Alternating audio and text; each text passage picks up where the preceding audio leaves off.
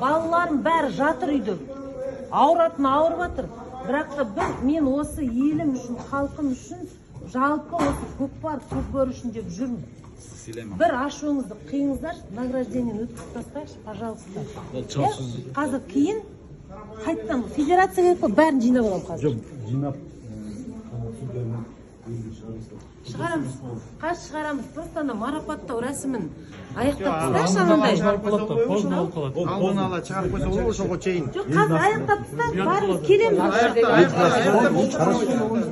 елдің астына шығарайық. Еркексе, судья. Пусть кешірім сұрасын, сосын балдар шығарсын. Сұрайды. Шын киіп жүрген еркектен вообще Бәрін жасайды, просто қазір награждение аяқтап тастайықшы. Жана, сіз шық дегенде, жігітсің бе, шықшы Ерлан дегенде мен шыққам. Болды. Ереке, шығарайықшы команданы. Болды, шықтық. Жүріңіздер, Балдар мен дайыннан арнайы қалады. келдім. Жүріңіздерші. Андан кейін жоқ та ештеңе, андан кейін жоқ та ештеңе жоқ та. Жоқ емес, қазір жиналамыз, әлі біткен жоқ. Аяқта балдаршы. Судья кешірім сұрасын деп отыр екен да. Судья жауап береді. Жоқ, сіздер өзіңіздер көрдіңіздер қалай болды өзі негізі. Судья виноват па негізі? Кейін сөйлесейікші. Сізге айттым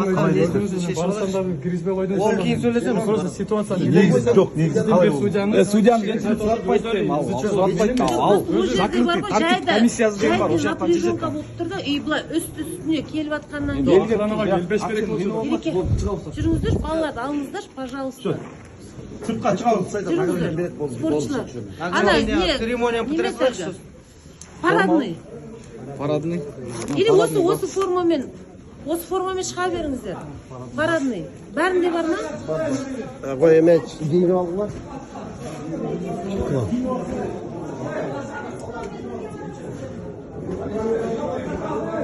Ассалаумағалейкум.